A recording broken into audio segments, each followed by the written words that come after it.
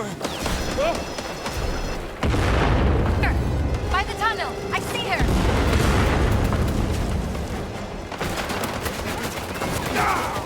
The tunnel!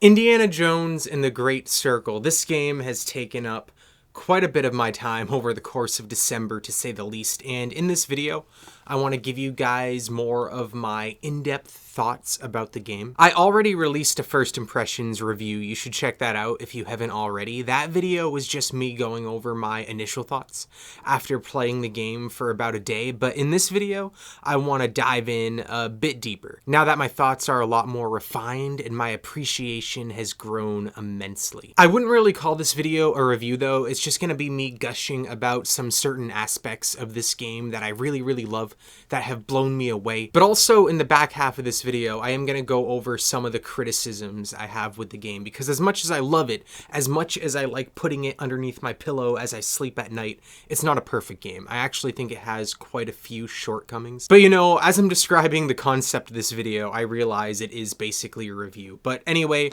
let's get into it. But before we do, hit that subscribe button if you haven't already. If you're new here, I talk about video games all the time on this channel. I do day one reviews, I do other video game discussions, other video game reviews just like this. I just love sharing my passion for gaming, and I hope you join me. But enough with this introduction, let's get into the video. Humanity, you'll pass it to me! I'll take it to the other side!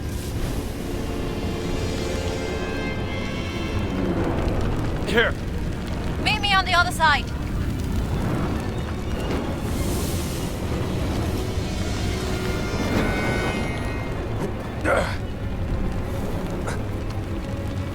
It's getting hotter! So first off, this video is going to contain some spoilers. I'm not going to get into any super specific details about the plot or the narrative or anything like that, but all of the gameplay that you're seeing right now covers a good portion of the game, so just keep that in mind. But with that being said, let's jump right into the positives by talking about the level design. The levels in this game are designed in a way that not only matches the tone of Indiana Jones really well, but it also is arguably my favorite kind of level design, and I'll explain what I mean.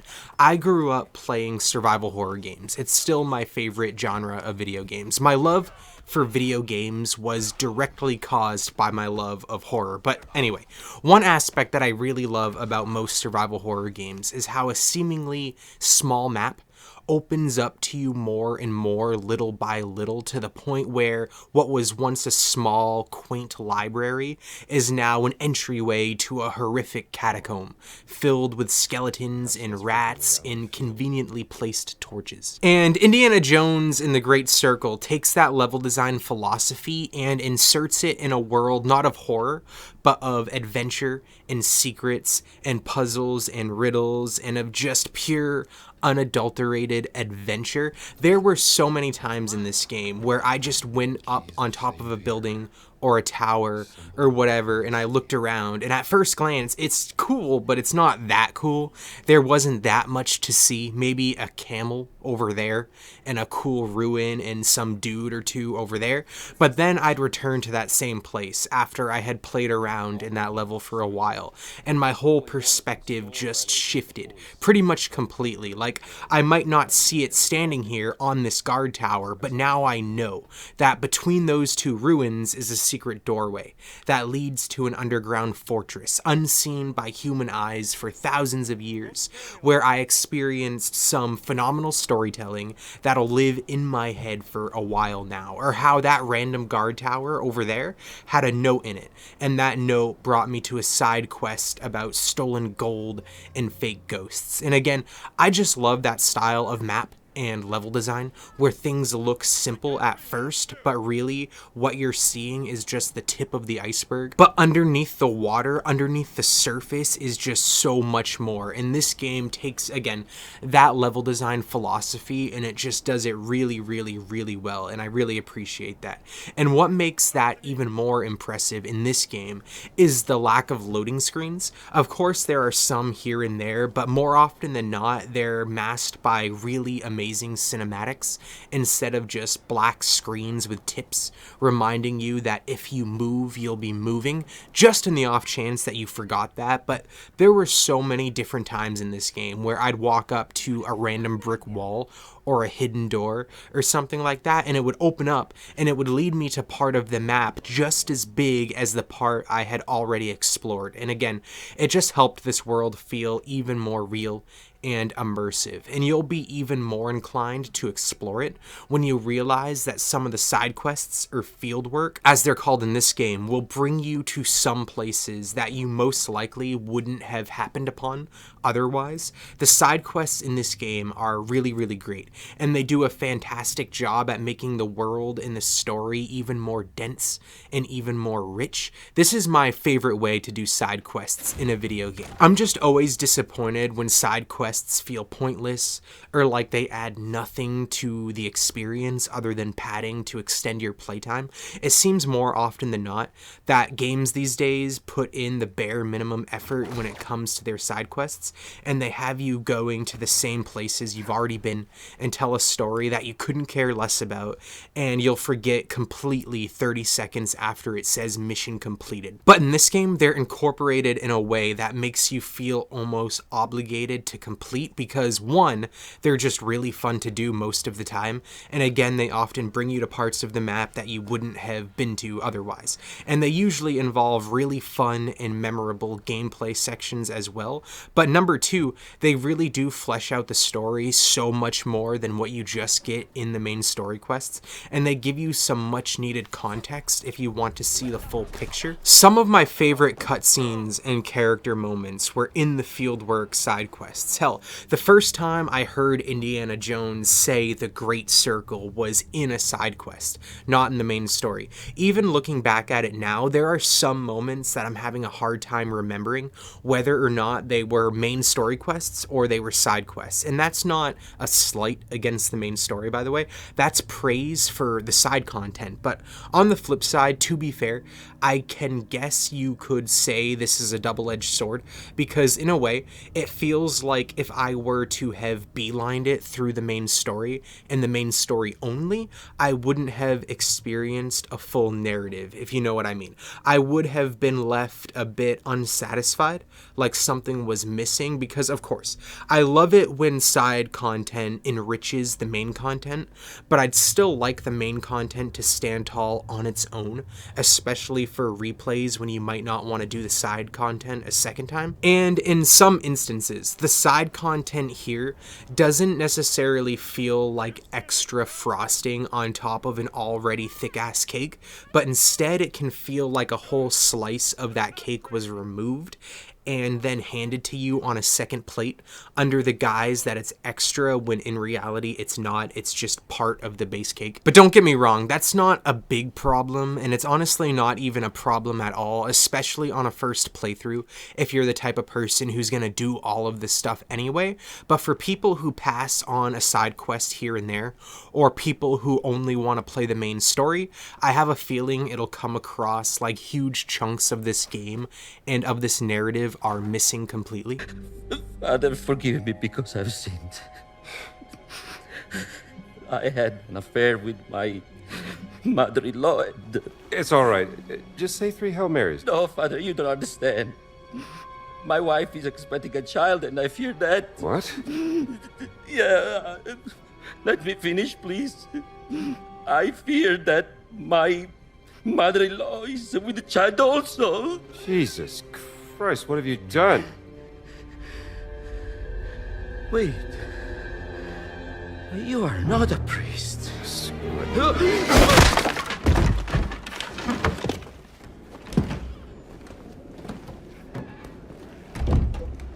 Sorry, pal, you kind of deserved it. But now I want to talk more about the main story quests themselves. They're phenomenal. I really, really love the main narrative in this game and the main missions, and those alone make up for a lot of the shortcomings that this game has, at least in my opinion. But anyway, when it comes to the main story quests, I think, I'm not 100% certain, but I'm like 90% certain that they are my favorite main story quests of any game all year. And if they're not technically my favorite in terms of the gameplay mechanics within the missions, they are at least the most memorable, and I can say that with 100% confidence, with 100% certainty. So many moments in this game rival some of the best moments in the films, whether it's when you're swinging across a floor made of flames, or when you're exploring a Nazi battleship that somehow ended up on top of the snowy Himalayan mountains, to the character moments that shine in almost every cutscene and every line of dialogue. And I guess that kind of brings me into the main story itself, the actual narrative. It's really good. Really, really good. The character arc for Indy is really, really great and really true to his character. It gives him more depth than he was ever allowed to have in the films. And I said this in my first impressions review, but I want to say it again here. I love Harrison Ford. I have Polaroid pictures of him plastered all over my ceiling, so I'm definitely not hating on him or his performance. And of course, Troy Baker isn't a better Indiana Jones, of course not, but his performance is so insanely good that it's borderline creepy, and that mixed with how good the writing is in this game, and of course the 10+ hour runtime, allows you to have a far more fleshed out and nuanced character arc for Indy, and I just love it. And all the other characters are really good as well, especially Gina, who is basically your main sidekick throughout the game. At first, I thought she was gonna be kind of bland and generic, but pretty quickly she became super likable, and she is now arguably probably my favorite Indiana Jones sidekick. That may be controversial, I don't know, but it's true. And again, the whole cast is just really, really good here. A lot of memorable supporting characters and some pretty great villains as well. But like I said earlier, I don't think Indiana Jones and the Great Circle is a perfect game. I think it has a lot of room for improvement, and I'm gonna get into all of that now.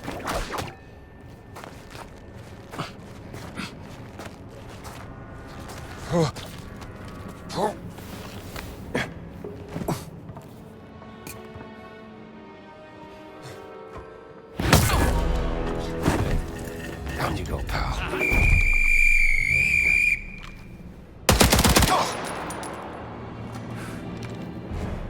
Der hat ihn umgelenkt!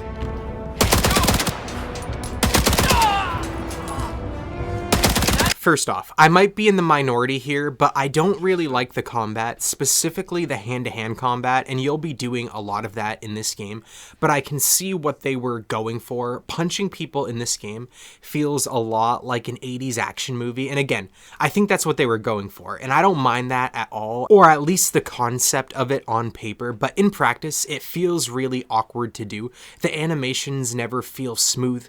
It feels really clunky, and I never feel like I defeated an opponent by skill, by out-punching them. It often feels like just land X amount of punches and they'll fall to the ground.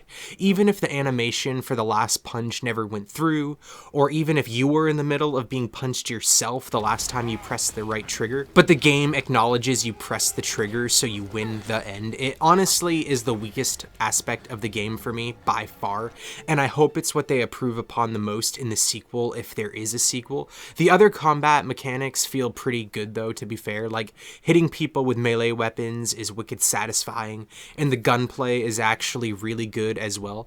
But that brings me to another criticism I have, and that's how gunplay itself is implemented into the game. But I guess this is another thing that is like half criticism and half praise at the exact same time. But anyway, first off, I like that there's not too much gunplay in this game. If Indiana Jones was shooting people left and right it wouldn't be true to his character. It would take away some of the true Indiana Jones soul that this game captures so well. But with that being said, I wish there were a few more gunplay sections than there were. In the first 12 or so hours of the game, I think I used my gun twice. And both of those times, I don't think the game really wanted me to. But don't get me wrong, there are plenty of times in this game where you can pick up a weapon and use it if you want to, but it's almost like the game punishes you if you do. Guns are super weak when you use them, and they have barely any ammo, but on the flip side, enemy bullets do so much damage and you'll die in basically 2 hits. It's so hard to stay alive. It's like the game actively does not want you using guns, and again, I get it. I actually agree with the choice. It's just that I wish that the combat that was there instead, the hand-to-hand combat, felt better to do, so I wouldn't find myself just wishing I could shoot people instead. But with all that being said, the pacing of the game on paper is practically perfect for what an Indiana Jones game should be if it really wanted to be faithful. There's a perfect balance between exploration, puzzle solving, and lore and world building, and just when that could start to feel old, they'll throw an action sequence at you. This game is just paced very, very well, especially when you're doing the main story quests and the field work, but not so much when you're just out exploring the world on your own and doing the other optional stuff like mysteries and hunting collectibles. And that's my last main critique I have with the game. There were parts of this game, especially early on, that just didn't play as smooth as I would have liked, especially in the Vatican level. There's so much to do, and that's not a bad thing, but the way the game rolls out missions and side objectives doesn't really flow well with the way you find yourself organically exploring and traversing the map. You'll be backtracking a lot, which I don't typically have a problem with, but it got a little annoying, and it broke the immersion a bit when I would find myself climbing up the same support beams and climbing through the same window for the 15th time. And it didn't help that the way enemy respawns work were never that consistent either. Some enemies would respawn in the exact same location every time you'd leave the immediate vicinity, but other enemies wouldn't, and their bodies would remain on the ground in the same place the entire time. It was just really kind of strange. And again, don't get me wrong, I loved the Vatican chapter at the end of the day. The story missions there and the vibe of the town was great. Just when I was left to my own devices and I started doing the side stuff, did the pacing really start to suffer. But those in-between moments when you go and you do your own stuff at your own pace, those moments do improve with each level. Like when you get to Cairo after the Vatican, the natural exploration felt a lot better there. Still not perfect, but a lot better. Then it gets even better as the game goes on. But again, it's still another aspect of the game that I think should be tweaked quite a bit when we hopefully get a sequel. But anyway, there you have it. That's my thoughts and feelings towards Indiana Jones and the Great Circle. I clearly love this game a lot. It's one of my favorite games of the year, but it does have some glaring problems, at least in my opinion, that do hold it back from truly reaching the genuine legendary status. But with all that being said, like I said, it still is genuinely one of the best games that I've played all year. This game just has a great main narrative, great main story quests, and it's just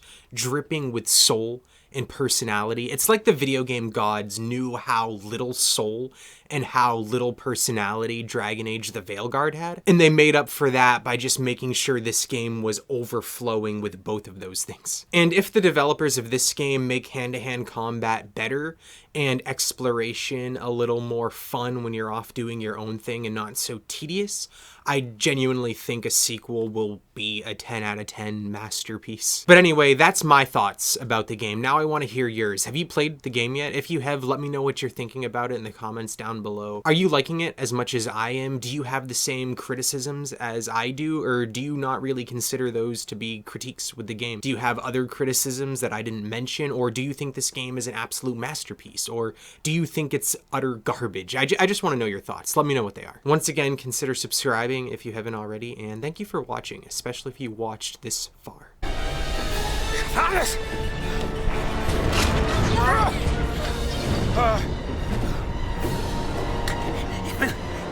Ich bin unbesiegbar!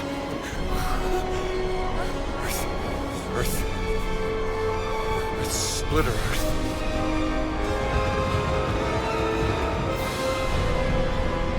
But some...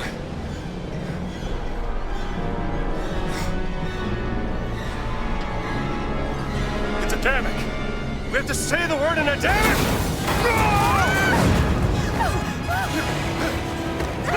Hutzalaim!